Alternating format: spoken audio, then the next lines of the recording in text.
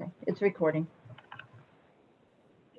Hello, the elevator installation repair and maintenance work examining board will now come to order. For the record, can we state our name? I can't say going left to right, but we could start. Well, I can start. Thomas O'Reilly, contractor member. Paul Farnsworth, contractor member. Peter Kaluzian, contractor member. Dale, can you hear us that you can say hello? I'm not sure. Dale Looks Clayton like- is here. Right. Richard Hurlbert, Consumer Protection. Janita Hamel, Consumer Protection. Pamela Brown, Consumer Protection. Right. We've heard from everybody but Dale, but he is here.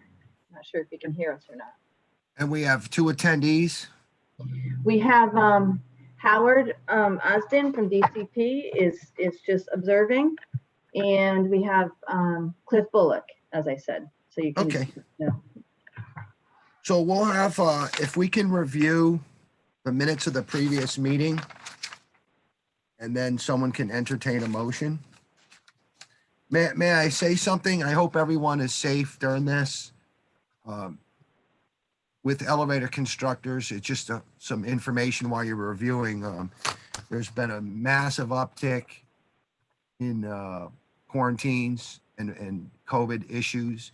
You know, everyone's working in hospitals, taking care of all the transportation for the hospitals in every medical facility in the state.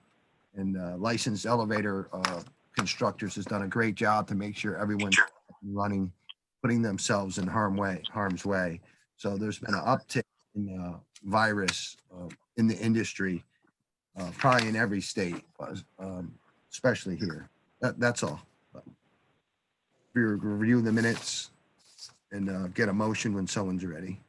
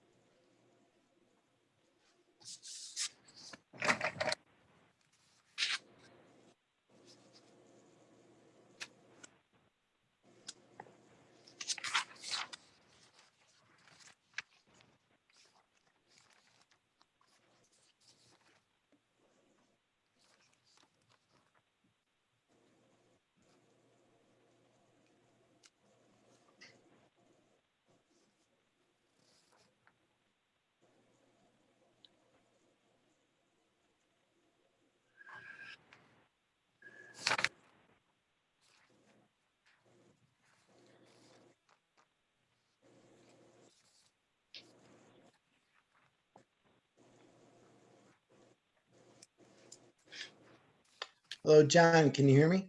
Yes, I can. Hi, Todd. Great. Hi.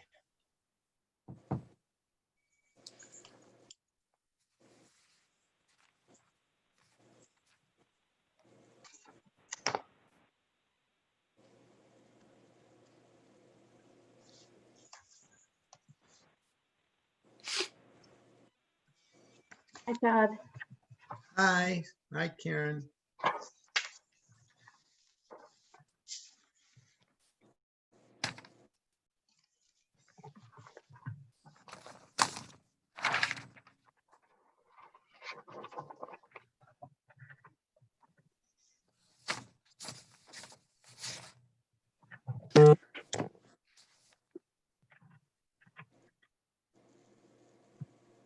Karen, how many pages are there to the agenda while they're still making up their mind?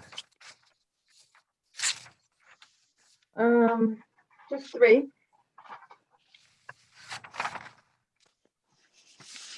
I have my paperwork messed up. I hope I have that correct. It's just three. The last page ends with the 2021 schedule. Okay.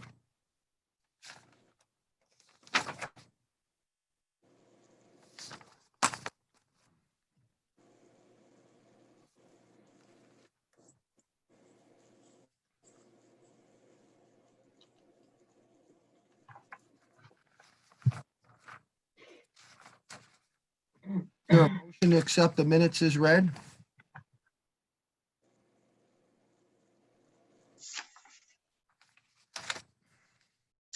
This is Todd. I'll accept them, or I make a motion to accept them. Is there a second?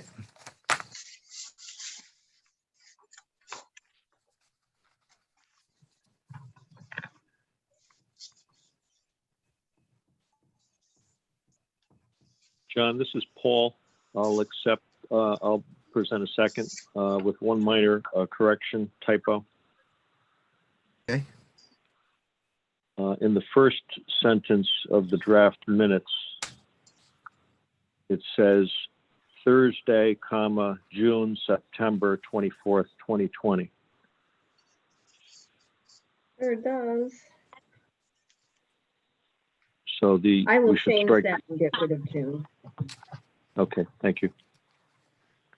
So there's a motion to any more questions? There's a motion to accept the minutes as amended. All in favor? Aye. Aye.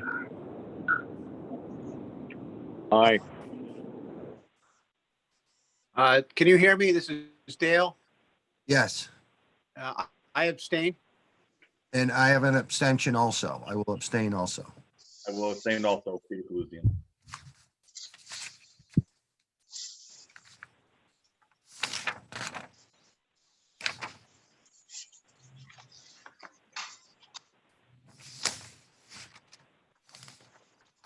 Okay, can we go to the attendees and see if we have any concerns? Anyone present today? Does anyone want to speak? That would be, it looks like Cliff's the only one here. Good morning, Um, Bullock. Is that okay, Karen? yeah, I just wanted to make sure that he can hear us and he can speak, and I just heard him, so. Yeah. Yep. Yeah, a concern that I have is that specifically my industry, stair lifts and VPLs, and I know it's Sean's area as well. It's a growing industry, and no new news, but there's a lot of players out there that aren't playing by the rules. I don't have any specific evidence or proof, therefore I can't make any complaints against any companies, but you always hear through the grapevine of alleged incidences, and more recently, RSLs, the new residential stair lift licensed people doing platform lifts. Again, no specific proof yet, but it's getting worse. And just like members of the board who are do more of the commercial elevators and so forth, trying to protect their industry. As you know, I'm trying to protect my small part of the industry, and I don't know what can be done about it, but I just want to make it known that there's a lot of violators out there, and it's almost impossible to get proof because companies show up in a white van unmarked, install a stair lift in 2 hours and they're gone, or put a platform lift in a garage. 3 or 4 hours later, they're gone. So it's very hard to trace and track. So just for the record, I think it's getting worse out there of unlicensed people. So that's my comment for today. I'd like to respond to that. It's very clear what that regulation was: residential chair lifts, not residential platform lifts. Am I correct, Cliff? Yes. And there's limitations, right? And nothing commercial, right? Commercial, you have to have the R5, R6. Right. I mean, the complaint's going to be a key, right? A complaint where a department can go into the house, who's your installers, or a commercial lift that was installed with the R5, R6 is totally illegal, right? So, I mean, the complaint's got to come through and the department will act on it. That's my opinion. Does anyone else have any comments? John, this is Sean. I totally get what you guys are talking about, and I experience the same frustration. However, what really gets me going is the fact that I happened on a dumbwaiter that was installed by a carpenter, and I filed a complaint with the Department of Consumer Protection, and the Department of Consumer Protection went out there and talked to the homeowner, and the homeowner said, but the carpenter did not install it. I installed it myself, and which was a bold-faced lie. However, that's the way it was left, and as far as I know, there's been no consequence to that at all.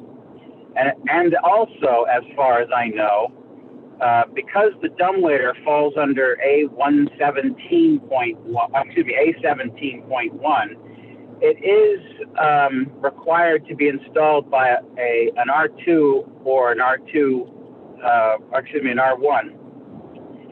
And the homeowner installation forgiveness, for example, you can wire your own home as long as you live in it. You don't need a license to do that, but that does not apply to elevator constructors. Regardless of whether you're the homeowner or not, you cannot install it. You need a properly licensed person to do that.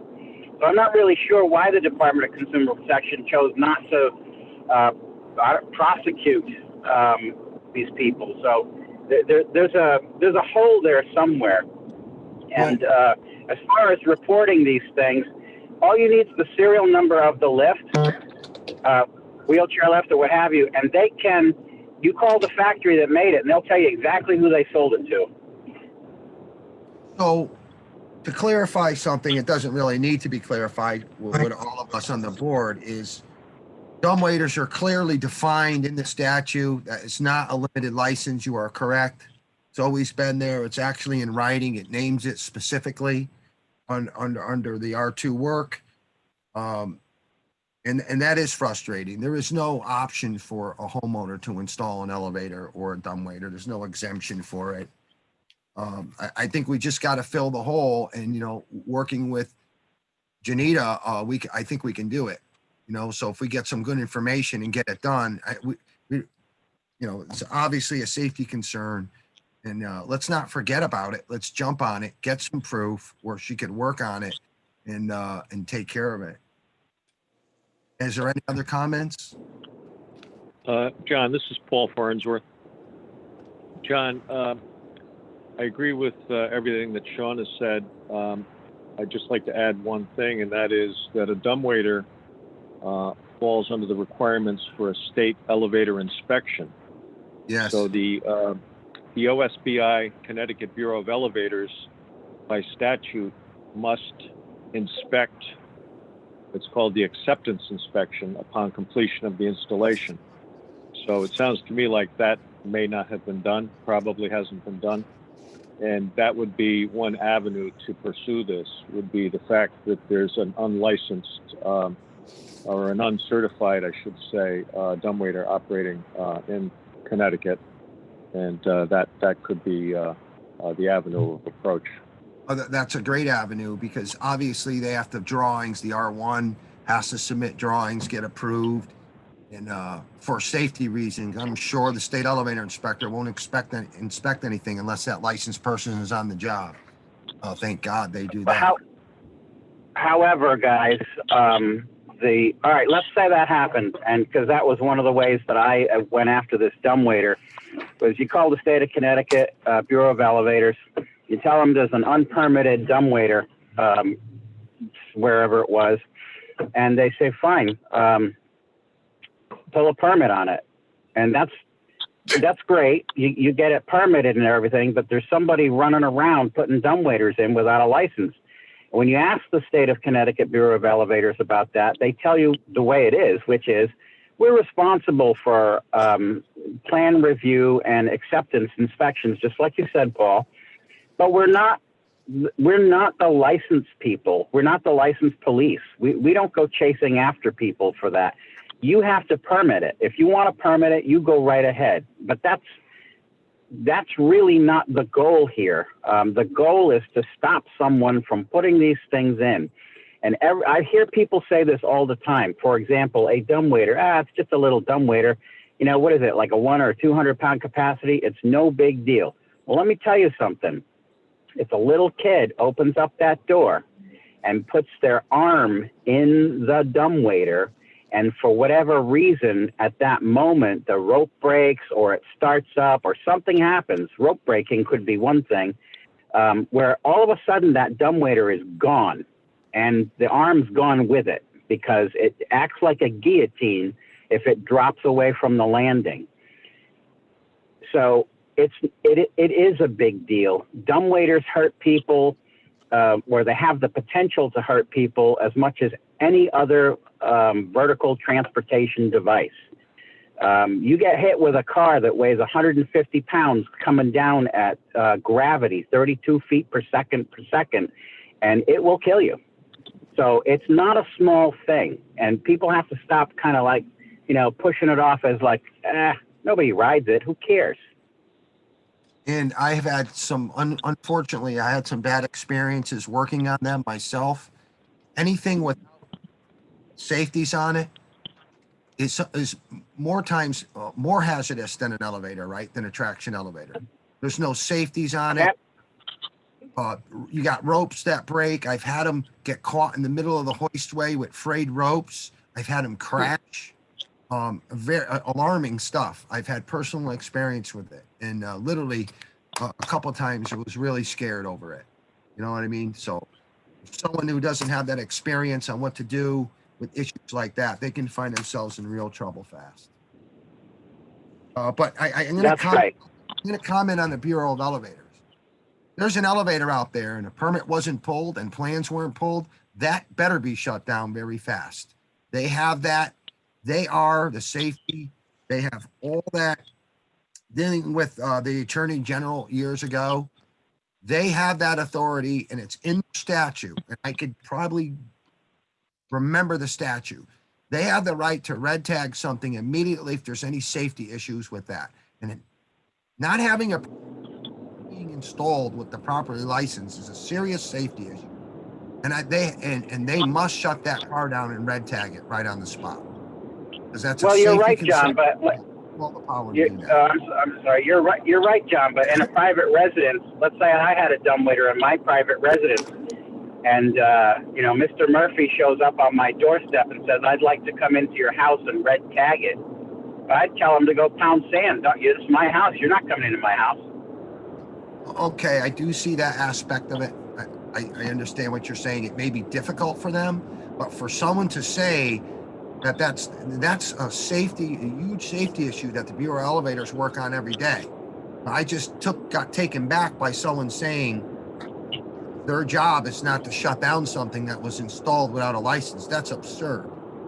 You know, the comment exactly was, it's not their job to police licensing. Okay. You know, if you want to pull a permit, you go right ahead and pull a permit. Meanwhile, this carpenter's running around putting in dumbwaiters. That's sad. That's sad. It is. But I mean, with Department of Consumer Protection, with information from the Bureau of Elevators, if Mr. Bullock or if I was involved in something and getting that proof of the install or proof that no permit was pulled, is a very powerful thing, I think, for an investigator to go after, right? I mean, all the answers are there. There you have an installation, no permit, town permit, by the way. The town, when you call certain towns and someone didn't pull a permit for installing a residential elevator, they act very fast. So I think there's enough there to help the investigation with the non-permit for a dumbwaiter. I think that's a great avenue, in my opinion. Right? You know, I was just thinking too that maybe that's the issue with the Department of Consumer Protection, is because it's in a private residence, the homeowner is claiming that they installed it. There isn't much they can do, because when the Department of Consumer Protection stands on the doorstep of this person and says, hey, we want to come into your house and we want to look at this thing, the homeowner can say, no, you're not coming in here. You're just not going to do it. You know, I understand the real life, what you're saying, but I don't know. Maybe it's me. With enforcement and someone from the state, I don't know. Maybe I try to abide by laws or know the dangers of what's going on there. If someone says you can't come in or, something was installed, that's pretty rough for me to take. It really is. I mean, I don't know what to say about that. You guys know what I'm talking about? Authority, someone has a badge, there's an inspector from the state of Connecticut. Refusing them or being disrespectful to them, I can't even imagine that, but I'm sure, Sean, it goes on. But, Well, yeah, who's the most powerful person in the state of Connecticut? The tax assessor, right? They can go after you for everything, but I've had tax assessors stand on my front doorstep, and they want to come in and look around my house. The very first thing I tell them is, no way, that's not going to happen. And they have all kinds of authority, but they do not come in. They throw all kinds of things at you saying, you must let us in. It's the law. No, you're not coming into this house. And I've never had a tax assessor in my house, not once. you're on record. You got to watch what you're saying here. Okay. No, I don't. You send a tax assessor to my house, and I'll make sure he doesn't get in. Tax evasion. Okay. Is there any other comments? Okay. I guess, John, I guess I do. Do we have Okay. any, as a board and this being brought up, isn't it our responsibility to make sure it's followed up on? I believe you are correct. So I believe it is our responsibility to make someone aware of it. Maybe a copy of these minutes. Do this commissioner or Richard Herbert see all these minutes? Karen? Yeah, yeah, I'm here. Yeah, I know Richard sees them and the commissioner does get them through, through email. So yes, yep. Todd, is that enough? Like to maybe have Karen make sure she sees the minutes, the problems that we're talking about with this, or what do you suggest? What does anyone suggest? I guess the only other thing I was thinking of is, you can't enter a person's home, but do we have the authority to say that they, I don't know, what's it called, get a warrant? I'm sure every state agency has an avenue to enter someone's house if they need to. That's my opinion. I know state police were involved a few times with some incidents. I believe it can be done. It can be, and it should be done. So I think you're saying that we need to bring this to someone's attention and not let it just die in the meeting. Yes. So this is Pamela Brown, the Director of Investigations. I just wanted to address some of the issues that were raised. First of all, we cannot enter into a private residence. Law enforcement themselves cannot enter into a private residence. This is not opinion, this is the law. If they have reasonable suspicion that a crime has been committed, then they can enter, but if they want to go through someone's home, they have to apply for a search warrant through a judge. So everyone has the right to say, no, you can't enter into my property. And if there is reasonable suspicion, probable cause, that officer, detective will need to go before a judge and discuss why they need to enter, and a search warrant would be signed off on, giving them the authority to search whatever it is that they need. So we can't just show, hey, we're from DCP, let us in your home. The same as the gentleman was mentioning about the tax assessor. You can say, no, you cannot come into my house. They have no authority to enter into a residence. Beyond that, we have, I believe, 11 boards that we sit before, and we always hear the same thing. There's all these people running around in the state, unlicensed, uncredentialed, doing all of this work. However, anyone can say that, but we need you to bring us the proof. If you see a white van, take a photocopy of a photo of their vehicle with the plate number, write down where they were. That's information that you have to bring to us. There's 169 towns in the state of Connecticut. It could be anyone, anywhere, at any time. But if you are there on site, you are the first set of eyes, and that you would want to be the one, if you're going to report it to us, provide us information, provide us the exact street address, provide us a plate number, take photos if you can. Everyone has a smartphone, zoom in, get photos of the individuals' faces. That would help us out. Just because it is a white van with a plate number on it, it could belong to a rental company. We might be able to follow up and say, hey, who rented it that particular day? But we need you, if you know all these people are running around, you got to bring it to us and bring us proof, some solid information, estimates. Call the town hall. Hey, I saw this elevator company or unlicensed company on Main Street. Looks like they were doing a job. Do you have a permit? No. Can you go over there and check this out? I mean, there's a lot of ways that these things can be done. We say the same thing. We have some people are concerned because they are also contractors. They're in the market. Their competitors are involved. We also put up 2 years ago the ability to file anonymous complaints. Please utilize that. But when you have an anonymous complaint, please know that we will not get back to you because your name is not there. And so whatever evidence that you can provide up front will be helpful in our investigation. Can you hold on a minute? Can we have some noise from someone? Can we? Oh, that's better. Hello? Yeah, I think that may have been from Sean. Can you hear us, Sean?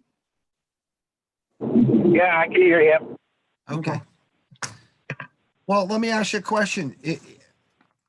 I put in a complaint, verbal or fill out an online complaint, whatever the process is, to Smith, Woodward Street, Durham, Connecticut. There has been installation of a dumbwaiter, and there was no permits pulled with proof of no permit pulled, or is that enough for you to go and investigate and go to the house? Will you not even go to the house with some type of proof? Are you going to be able to provide us information on the respondent who you saw there? Hey, John, just on one of these complaints that I had on a wheelchair lift installed in Waterford, Connecticut, I had the homeowner's name, the contractor's name who put it in from Rhode Island, unlicensed. I downloaded a picture. This is Janita Hamel. You cannot talk about an open under investigation file in front of this board. If you have some question, Mr. O'Reilly, you can call me, but we cannot discuss that on this board. Okay, let's hold on a minute. This is not an active complaint. This is not an active complaint, and I didn't use any names. It was 2 years ago, and I provided all the information. I also downloaded a picture off the internet of the two installers standing in front of the wheelchair lift at the home. I mean, I don't know what else, what more can I provide? Well, that's the answer. That's just a board member explaining, what had happened a few years ago.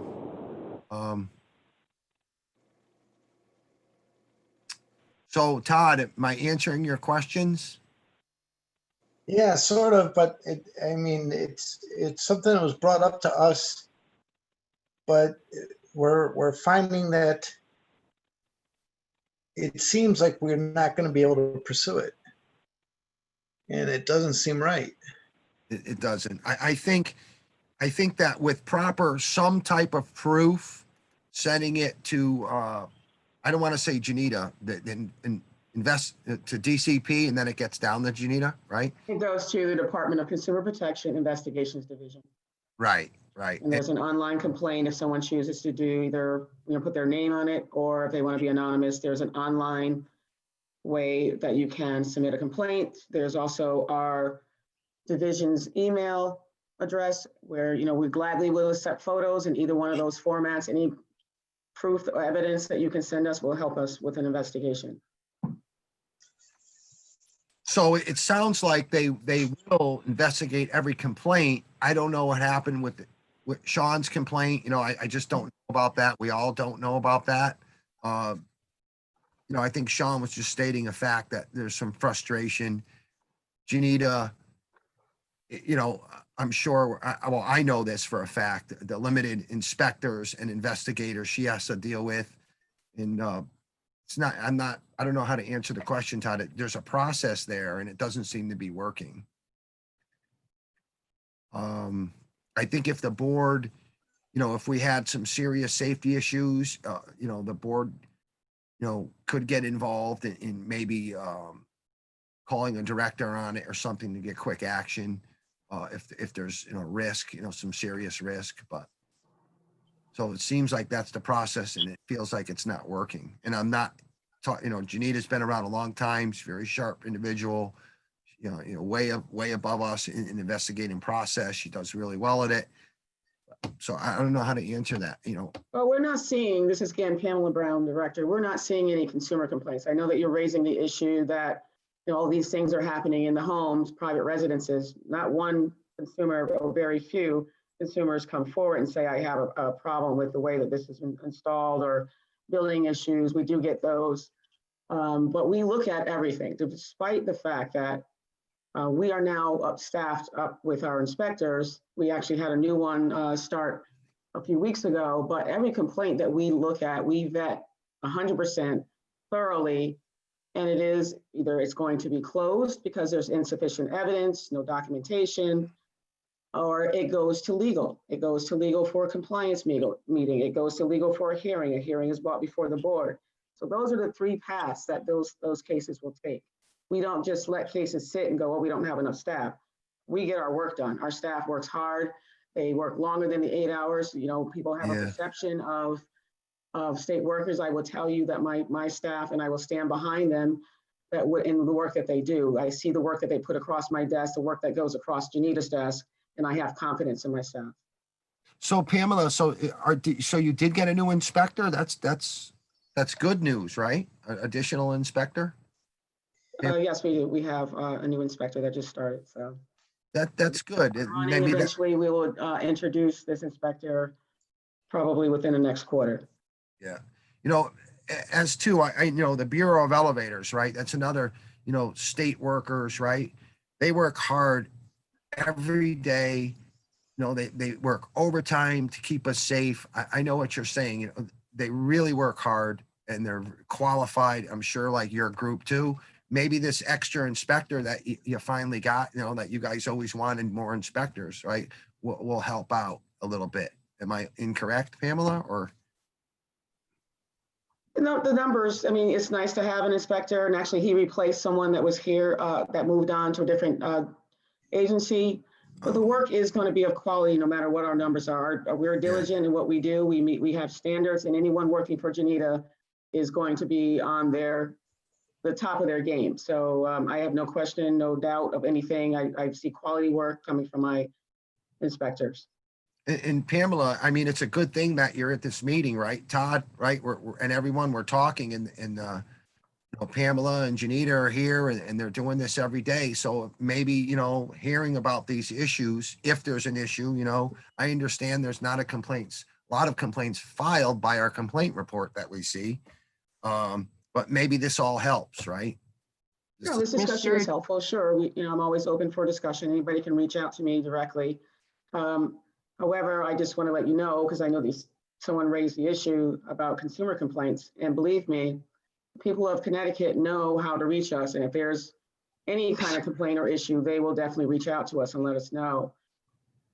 So we're not seeing the numbers. I'm aware of consumer complaints. I had to get involved in one irate consumer about billing issue. However, Janita, in her good hands, was able to resolve that matter. So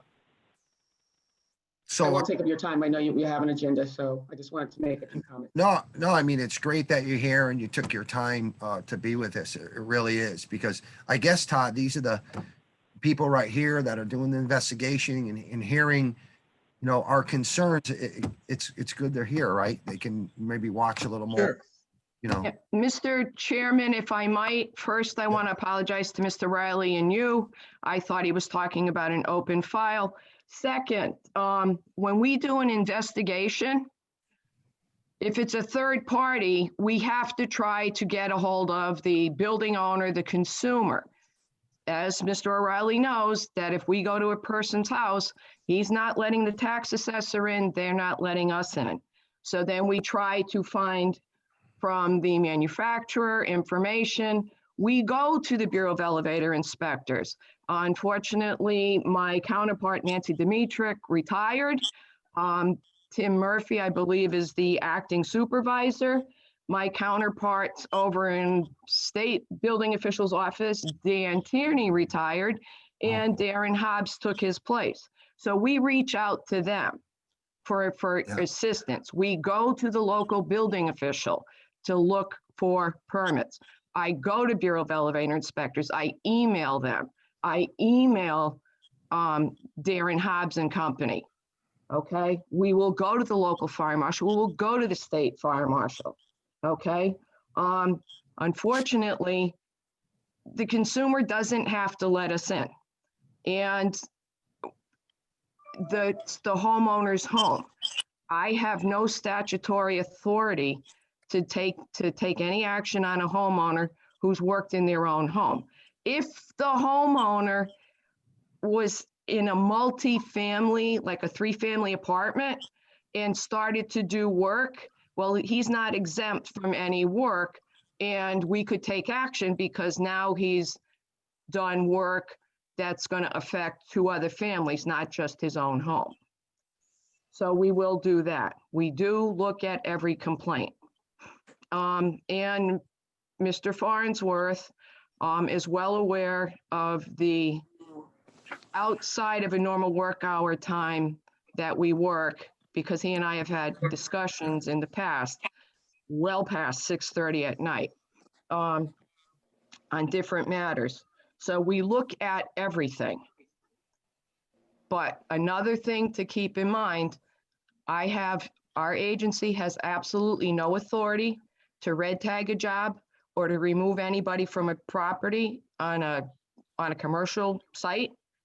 We can tell them that they're in violation, they need a license, and that they should leave, and we start citing the statute and the fines. And if we leave and we come back, now it's a second, and we tell them $1,000, $1,500, $3,000 for every third and subsequent offense, so we do everything within our power. Another thing to remember is if they engage an attorney and we are notified by the attorney that they are representing that party, we have to do everything with our files through the attorney now. We have no access to that person or that company because they have hired legal counsel, and we can only get information from the attorney. If somebody's out of state, I have no authority and no jurisdiction to go out of state. So we do everything within our power to convince these people to self-incriminate and to give us the information that we need so that we can then take the necessary enforcement finishing pieces, which is finishing a report. It's going to go to legal for review, and legal will go through the rest of the process from there. and they can be misdemeanor, right? They can get arrested, They right? could, yes, they could. Yeah. So yes, that is since October 1st of 2007. But we don't arrest people on site. We have to do, like the police have to have be able to show probable cause and do an affidavit for arrest warrant that has to be reviewed and then forwarded to the prosecutor's office for review. They either accept it or not. They bring it to a judge signs off on it or not. And then if it's signed off, the prosecutor gets it back, they notify us. We go obtain that warrant, affidavit for arrest, and we then deliver it to the local police or the state police and wait for it to be served. So technically, you could charge someone's work for, well, let's stay away from this conversation a little bit. Technically, you find someone on a job, or you can basically charge them with a B misdemeanor immediately. No, I can't. I don't that have pro- that authority. But I that do not, process, I'm not a police officer. I don't have that authority. We have to do an affidavit for arrest warrant. I can't charge anybody with that off the get-go. I understand that, but I believe that process of that warrant is very quick, if I'm not mistaken.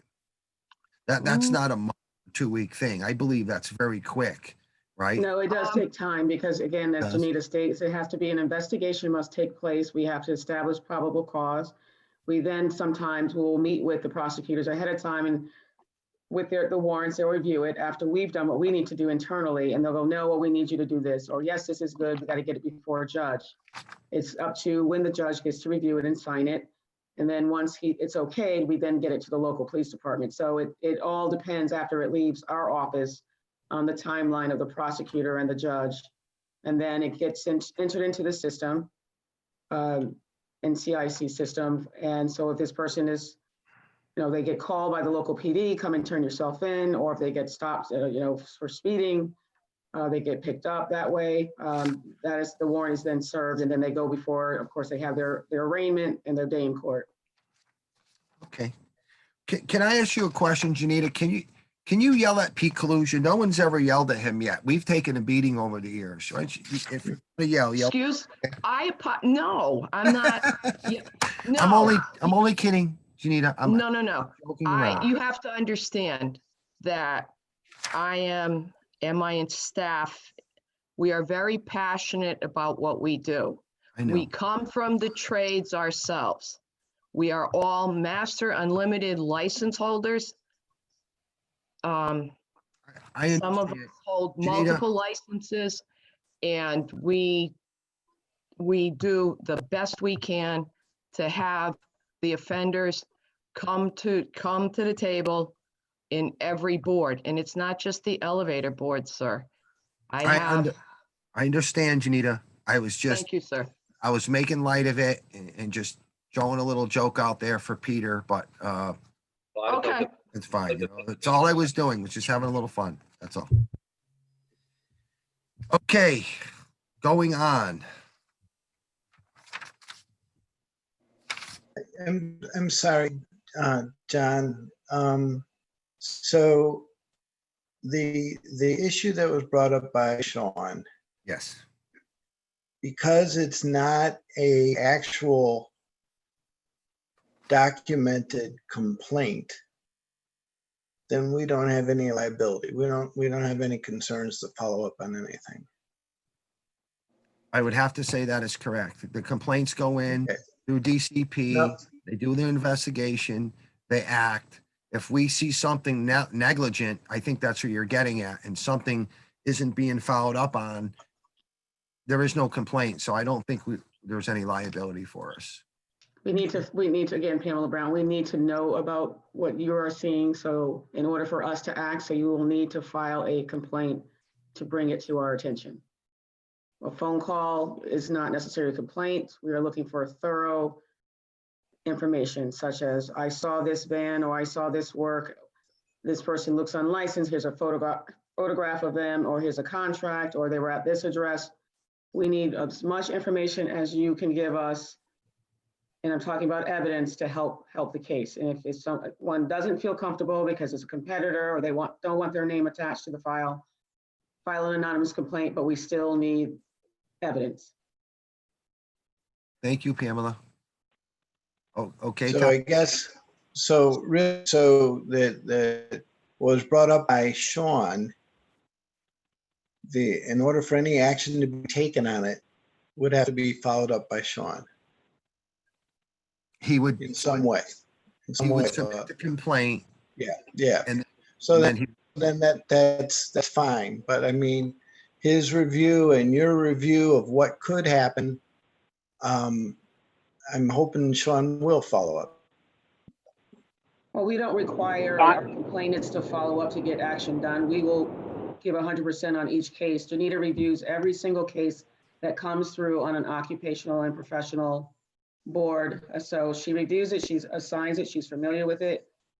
Once it is there with her inspectors, and she also has investigators that report to her, she then meets with them on their cases. So we don't need someone, no offense, from a board or from the outside to tell us how or what we're going to do on our cases. We know that already.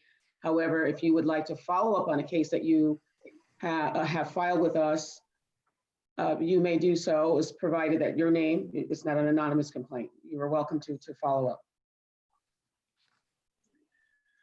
And so Pamela, so am I in the understanding that the fact that you heard about this in our board meeting, that your area, something may happen, or you're not until something more formal comes along?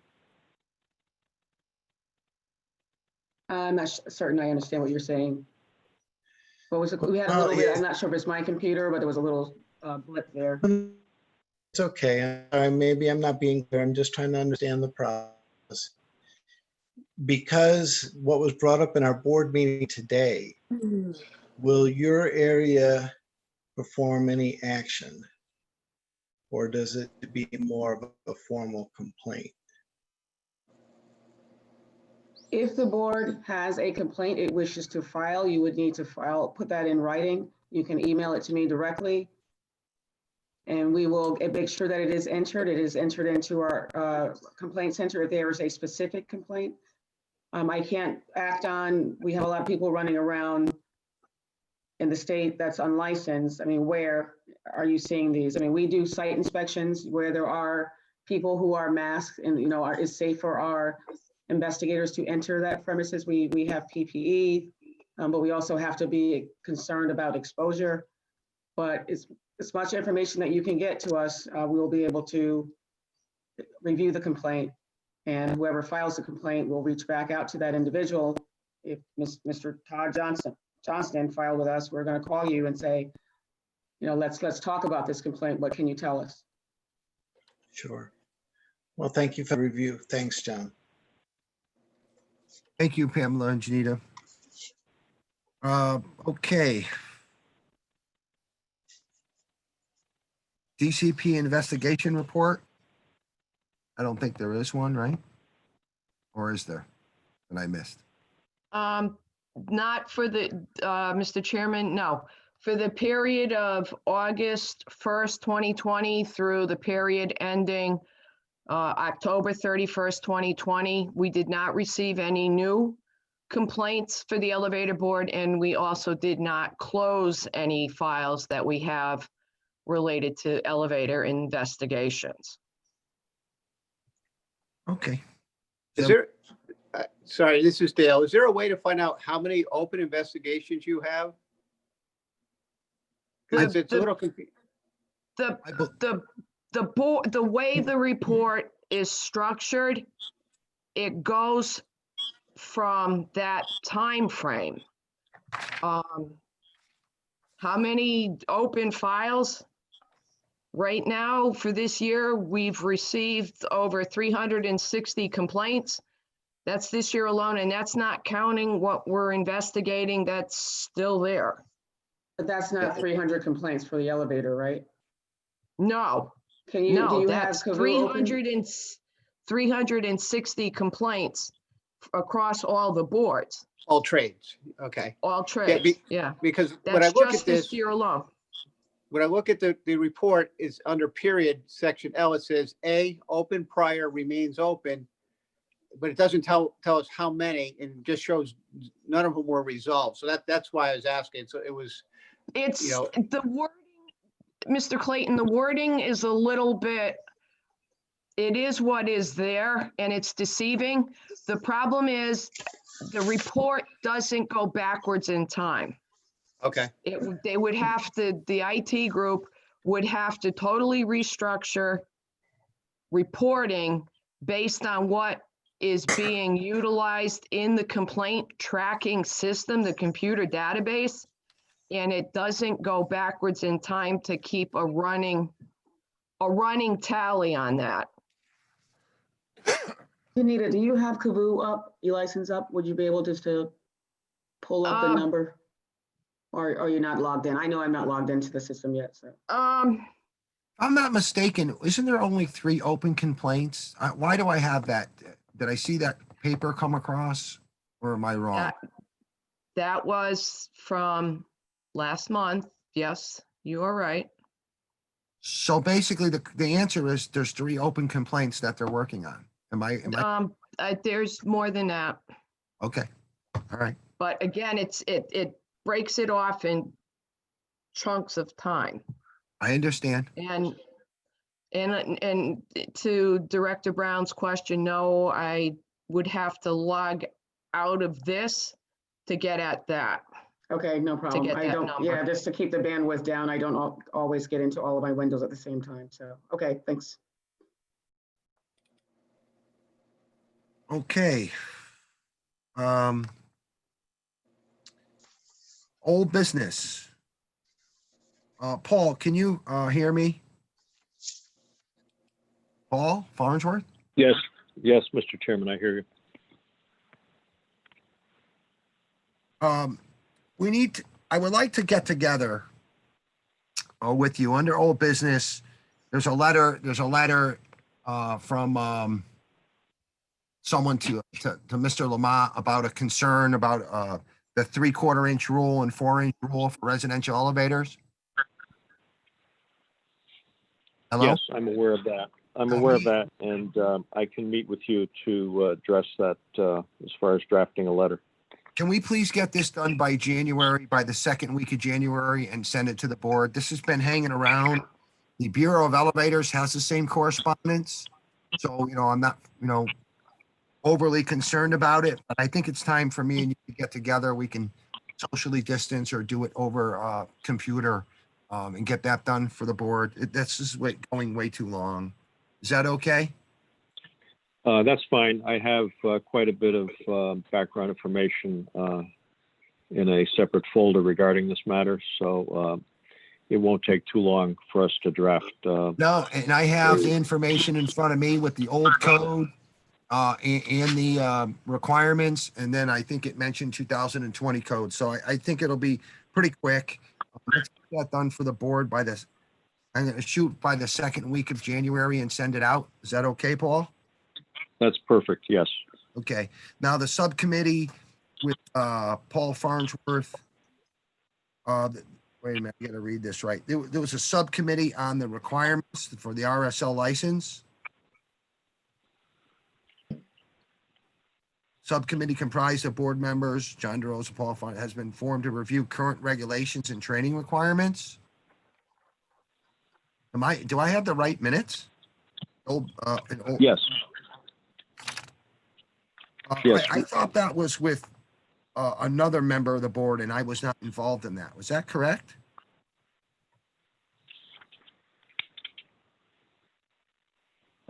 I believe you were part of that subcommittee, Mr. Chairman, and we could perhaps address that at the same meeting that we do for our letter regarding the 3/4 inch rule that we just discussed. Okay. So we could address both of those concerns at the same meeting and have the results ready for the same mid-January deadline.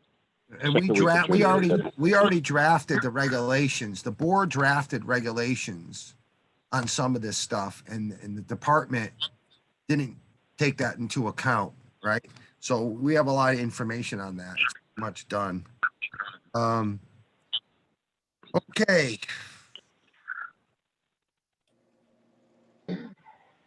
I have some correspondence. A bill raised 269. An act concerning certification of independent inspectors. And I gave it, there's a response, right?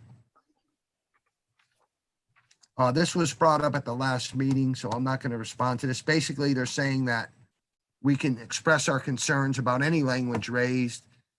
However, DCP doesn't represent the boards and not responsible for submitting testimony.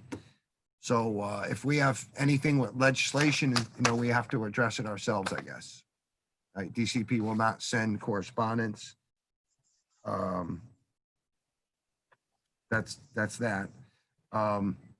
Also, we got some correspondence, the review of applications by working group. This is where we ask them to have two people review the applications that are not Connecticut, that did not go through Connecticut apprenticeship programs. This is a big concern. Basically, they're telling us that because the board wasn't part of a memorandum of understanding, like some of the other boards, they are not part of the working group. And I'm just gonna be very clear with this. And this is basically it. When this bill came out in 2016, that changed the way the board worked in a department with applications.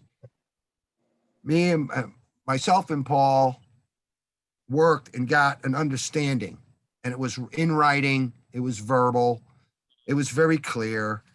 Any applicant who has state of Connecticut apprenticeship completion letter and notarized statements from unlimited contractors with dates and duties, including not less than 4 years, and then a Lim in Germany person with the same language, that the board did not have to review it. But everything else that the board would review. And we were getting applications, and we were doing that after that bill passed. And then the department just stopped. So apparently the department is unwilling to have a few board members look at applications and approve or deny them with DOL like some of the other boards are doing. That's all I have to say about it. I don't know what else to do about it. I tried for the board.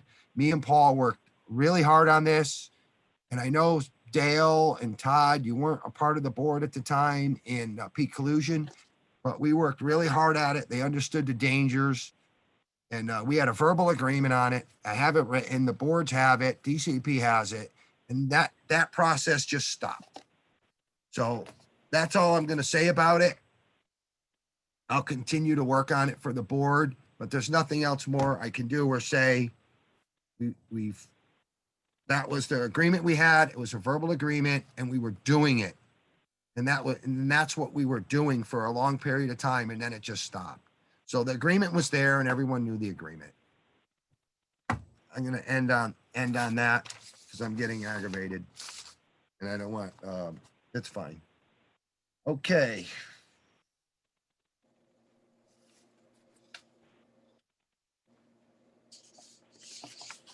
Any new business application report? I see a couple candidates on there. Karen, with a motion of the board, can we have all the applicants for the next meeting or email to us that have applicants in 2020? We get bits and pieces, right? We get a couple applicants and you show us as every meeting, right? Right. Yeah. Like the board to request from this date, all applications that have been approved, a list of them, not the actual applications. Just like you send us our report, Right. with a few on it, from 2020. So from this date, from January 2020, because it's chopped up. I would just like to see Right. that. Right, yeah. So the whole, from January 1st, 2020 to present, you're saying? Right. All that word, okay. So We get a motion from the board. We can resend you all those sheets that if you didn't save them all. How you doing, Richard? How are you? Good, You staying safe, you and your family? trying to. That's good. So we'll have to find those PDFs that you have there, and if you're missing some. I think there was at least 4 meetings this year, so. Right, but but what's the date of this? We have 2 here, but when that date is what, October 31st? The one you have is from September 23rd to present. In other words, what I will do is, you had that last meeting back in September, and I ran the report up until, a few days before September, well, obviously September 23rd. So then before this meeting, a couple of days before this meeting took place, I ran the report from the last date that I ran it for your last meeting until present. Okay, No, I mean, I think what Richard's saying is you are getting a report each time from meeting to meeting that covers the 3 months in between, or however long it is in between each meeting. That is what I will put on this report. This is. Okay. September we're gonna- All right, do we have a motion from the board to receive an email with that, all the candidates? Since January 1st?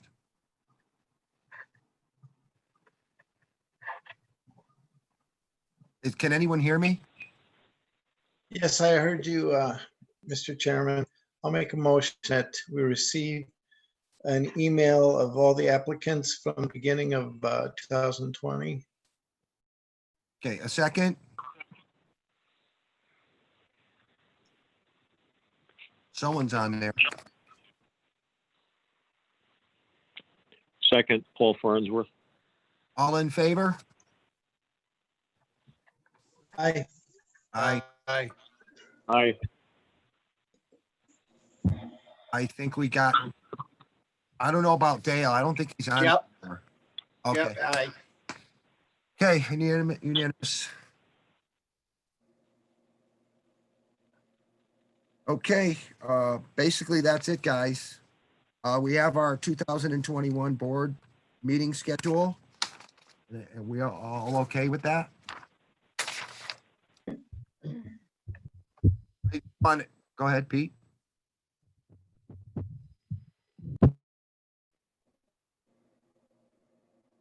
Pete, did you say something? Yeah, I think we're good. I don't see. All any right. issue. So we're ready for adjournment. I just hope everyone stays safe during this. Please be careful, especially you guys out there working on the equipment, Sean and Pete and just everyone. Just be careful. It seems like this virus is really ramping up in our trade and stuff and everywhere. Just hopefully everyone's fine and have a nice Christmas. You too. Thank you. Happy Bye. holidays. Take care. Thank you. Stay safe. Good holidays all. Thank you. Yeah, thanks again to you. Okay, bye. Bye, Cam.